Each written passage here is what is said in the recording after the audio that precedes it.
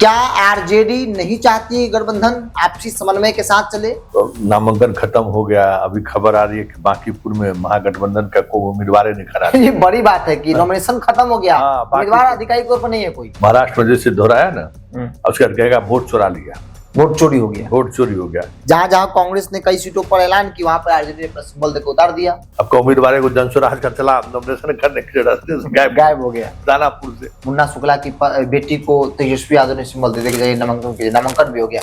आपको पप्पू यादव से प्रॉब्लम है। बिहार के मुख्यमंत्री बनने के लिए आपको उदार दिल लालू की तरफ करना होगा। माई हारी थी 15,000 से ना, ये हारेंगे 20,000 से। चाहे IRCT मामले में हो या फिर लैंड फोर मामले में, लगता है उसका असर दिख रहा है। ये सब टिकट बंटवारे में उम्मीदवारों के चयन में, मतलब पिछले 4 चुनाव से लालू परिवार चुनाव नहीं लड़ रहा है। लालू परिवार जेल जाने से हम कैसे बच सकते हैं, उसकी जुगत में वो लगा रहता है। जेल जाने वाला फैक्टर तो है, डर तो है। हाँ, उसका एक भी लड़की वोटर वोट गिराने नहीं आया, घर से निकला ही नहीं, घर से निकला है, कॉलेज पहुंचे ही नहीं। ये बड़ा चौंकने वाली बात है कि भाजपा जान रही है कि सर्वे में मेरा विधायक हार रहा है, फिर भी उसको रिपीट कर देना। पैसा फेंकिए चुनाव, 5 CR इधर दिए तो 5 CR उधर भी खर्चा होगा। हाँ, दे दीजिए अपना, जनता अगले भी खुश वोट गिरेगा।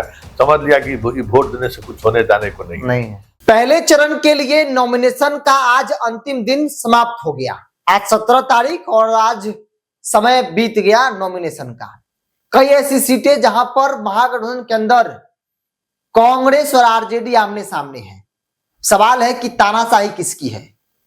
क्या आरजेडी नहीं चाहती गठबंधन आपसी समन्वय के साथ चले, या फिर कांग्रेस की तरफ से गलती हो रही है? एक नहीं कई ऐसी सीटें हैं, जैसे नाम ले ले कहलगांव कांग्रेस की सीट, आरजेडी ने अपना वहां पर उम्मीदवार उतार दिया। लालगंज कांग्रेस के खाते में गई, आरजेडी ने वहां पर अपना उम्मीदवार उतार दिया। यही सेम सिचुएशन वैशाली में हुआ।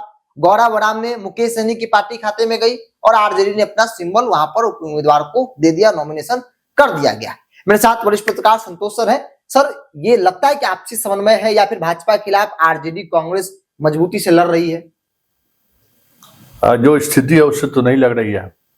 जितना कैजुअली टिकट वितरण हो रहा है, तो नामांकन खत्म हो गया, अभी खबर आ रही है कि बांकीपुर में महागठबंधन का कोई उम्मीदवार नहीं खड़ा है। ये बड़ी बात है कि नॉमिनेशन खत्म हो गया, उम्मीदवार आधिकारिक तौर पर नहीं है कोई आधिकारिक तौर पर अभी तक कौन किसके खाते गया, कौन नॉमिनेशन किया, अभी किसी को पता नहीं है। तो ये स्थिति है इस पार्टी का। अब क्या कीजिएगा। और देखिए, चुनाव लड़ने से पहले जो भी माहौल बनाने की कोशिश की गई बिहार में, लेकिन टिकट वितरण में इन लोगों ने जिस तरीके से अभी तक जो दिख रहा है, जो इन लोगों ने छिया लेदर किया है, हमें नहीं लगता है कि महाराष्ट्र से बेहतर स्थिति बिहार में दोहराएगा। महाराष्ट्र में जैसे दोहराया ना, उसके बाद कहेगा वोट चुरा लिया, वोट चोरी हो गया, वोट चोरी हो गया। कि भाई वोट ठीक है, वोट चोरी वाला तरीका को आप पकड़ लिए तो वहां चोरी नहीं हुआ, आपका उम्मीदवार चोरी हो गया। आपका उम्मीदवार को जनसुराज का चला नॉमिनेशन करने के रास्ते से गायब हो गया, दानापुर से। अब ऐसा तो उम्मीदवार लोग दे रहा है, कहता है हमको अपहरण कर लिया कि पैसा लेकर बैठ गया होगा। तो ये यहाँ पे मतलब कि मामला कहाँ फंस रहा है? क्या आरजेडी की मनमानी हो रही है? क्योंकि जहां जहां कांग्रेस ने कई सीटों पर ऐलान की, वहां पर आरजेडी ने अपना सिंबल देकर उतार दिया। तेजस्वी यादव मुख्यमंत्री बनना है, इस तरीके से चुनाव वो नहीं लड़ रहा है। हाँ, क्या मुख्यमंत्री, भाई मुख्यमंत्री बना तेजस्वी को है ना, सब लोगों से मिल बैठ के, जहां बछवाड़ा में CPI खड़ी हो गई है, यहाँ खड़ी हो गई, तो आपको पप्पू यादव से प्रॉब्लम है व्यक्तिगत रूप से, लालगंज में उतार दिया आपने, आपको कन्हैया से प्रॉब्लम है। ये सब प्रॉब्लम रख के आप थोड़ी है कि आप बन जाइएगा बिहार का मुख्यमंत्री। बिहार का मुख्यमंत्री बनने के लिए आपको उदार दिल लालू की तरफ करना होगा, नहीं तो आप नहीं बन पाइएगा। और राघोपुर में इनको समझ में आ जाएगा कि बिहार में चुनाव लड़ना कितना मुश्किल है। उस बार भी 2015 में जो है सो नीतीश जितवा दिए थे, 2020 में चिराग जितवा दिए थे। इस बार इनको समझ में आ जाएगा कि क्या होता है। माई हारी थी 15,000 से ना, ये हारेंगे 20,000 से। राघोपुर से हारेंगे तय है। वहाँ जो कॉम्बिनेशन है ना, उस कॉम्बिनेशन में ही इनको समझ में आ जाएगा कि राघोपुर सीट का मतलब क्या है। हाँ, जरूर दूसरा सीट भाग के कहीं न कहीं से दूसरा सीट का नॉमिनेशन जरूर करेगा, तो एकदम करना ही करना है। आप तो फर्स्ट फेज, राघोपुर में भी तो फर्स्ट फेज में है। हाँ, तो सेकंड फेज से कहीं जरूर नॉमिनेशन करेगा, क्योंकि राघोपुर इसके लिए सेफ सीट नहीं है। लालगंज में कांग्रेस ने दिया, उसके बाद मुन्ना शुक्ला की बेटी को तेजस्वी यादव ने सिंबल दे दिया, नामांकन भी हो गया। तो ये इस तरह के जो कि सवाल इसलिए भी उठता है, जो कि आपने कई बार कहा भी कि जो कोर्ट के डिसीजंस आ रहे हैं, चाहे IRCT मामले में हो या फिर लैंड फोर मामले में, लगता है उसका असर दिख रहा है ये सब टिकट बंटवारे में, उम्मीदवारों के चयन में। देखिए, पिछले हम 2019 से और 2020 के विधानसभा चुनाव में भी और इस बार भी, लोकसभा और अब विधानसभा में, मतलब पिछले 4 चुनाव से लालू परिवार चुनाव नहीं लड़ रहा है। लालू परिवार जेल जाने से हम कैसे बच सकते हैं, उसकी जुगत में वो लगा रहता है। वो साफ टिकट वितरण से समझ में आता है कि वो किस तरीके से टिकट वितरण करे। और ये लेकिन दिखने से तो नहीं लगता है कि ऐसा हो भी सकता है, कोई सोच भी सकता है, लेकिन वो फैक्टर तो है, जेल जाने वाला फैक्टर तो है, डर तो है। हाँ, उसका इस्तेमाल शाह जैसा शहंशाह जरूर करता होगा, क्योंकि उसकी शैली, शाह के शैली को जहां तक हम लोगों ने रीड किया है पिछले 24 घंटे के दौरान, वो किसी भी हद तक जा सकता है चुनाव जीतने के लिए। हम अपने दर्शकों को एक बार बता दें कि शाह जी जो है सो लड़ रहे थे स्टूडेंट यूनियन का चुनाव, और उनका हार तय था। एक लड़की उम्मीदवार उनके खिलाफ खड़ी थी, मतलब मान लिए थे। तो क्या किए शाह जी, अपने मित्र को कहे कि जितना लड़की है ना, उस सबको घर पर फोन करा दो कि कल कॉलेज नहीं भेजने के लिए, कल कॉलेज में बहुत विवाद होगा, मारपीट होगा। अब उस जमाने में लड़की के पिताजी को फोन हो जाए कि भाई वहाँ एक भी लड़की वोट गिराने नहीं आया, घर से निकला ही नहीं, कॉलेज पहुंचे ही नहीं, चुनाव जीत गए। तो शाह इस स्तर पर चुनाव का मैनेजमेंट करते हैं, चुनावी राजनीति की शुरुआत के दिनों से ही। तो उसका तेजस्वी से नहीं किए होंगे ऐसा थोड़ी हो सकता है। तेजस्वी का अब लैंड फॉर जॉब मामले में, जिसमें कहीं न कहीं बुरी तरह से घिरी हुई है लालू परिवार, अब 10 नवंबर को सुनवाई होगा, मतलब दोनों फेज के इलेक्शन के बाद, इस बीच में सारा टेस्ट लेगा।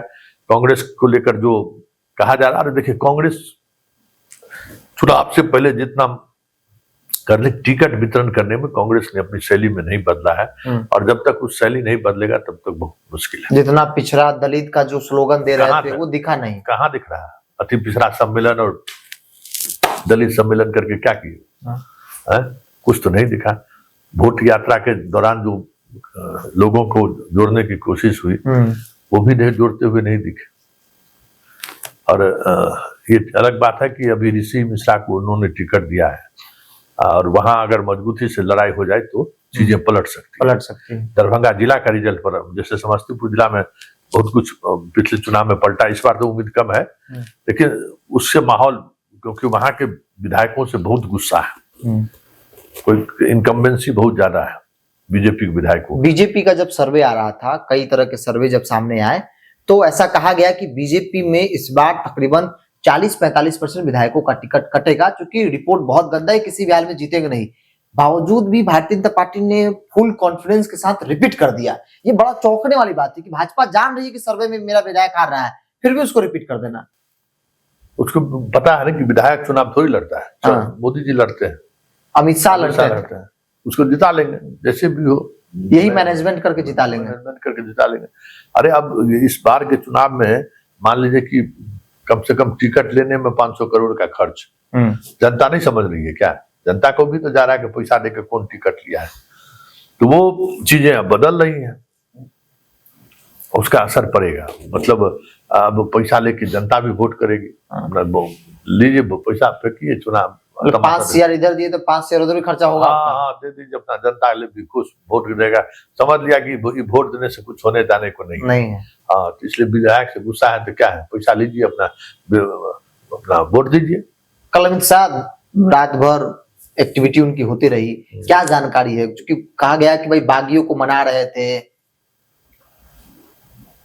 देखिए, अमित शाह के काम करने की शैली से लगा कि मोदी अगर अजय है, मोदी मतलब लगातार जीत रहे हैं, तो उसमें शाह हनुमान की भूमिका में, शाह जैसा विश्वसनीय आदमी उनके साथ है, जो चाहते हैं कि बीजेपी की सरकार बने। शाह की सरकार तो बात की बात, बीजेपी की सरकार। और यहाँ तो किसी पॉलिटिकल पार्टी के साथ उस तरीके का कमिटमेंट वाला नेता नहीं है, जहां जिसको देगा वहां टिकटें बेचना शुरू कर देगा। तो यही चीज है, यही एक बड़ा बदलाव है।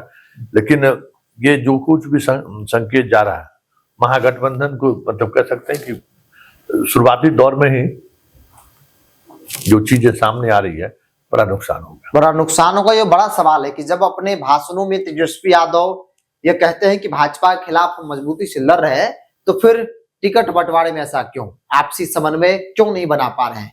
क्यों इस तरीके से उम्मीदवार को उतार दिया है, जब जान रहे हैं कि वो जो सीट है वो सहयोगी दल के खाते में जा चुकी है? सर ने बताया कि जो कोर्ट का फैसला है उसका भी असर है, डर है जेल जाने का, और उसी अनुसार से तेजस्वी यादव जो है वो अपनी रणनीति बना रहे हैं ताकि चुनाव भी लड़ ले और जेल जाने से भी बच जाए। वो अलग बात है कि मुख्यमंत्री हम नहीं बनेंगे। तो बहरहाल सवालों के घेरे में है महागठबंधन के अंदर जो आपसी कलह है और इस तरीके की जो चर्चाएं हैं, उन चर्चाओं को लेकर सवाल बड़ा गंभीर है कि क्या तेजस्वी यादव चुनाव नहीं लड़ रहे हैं?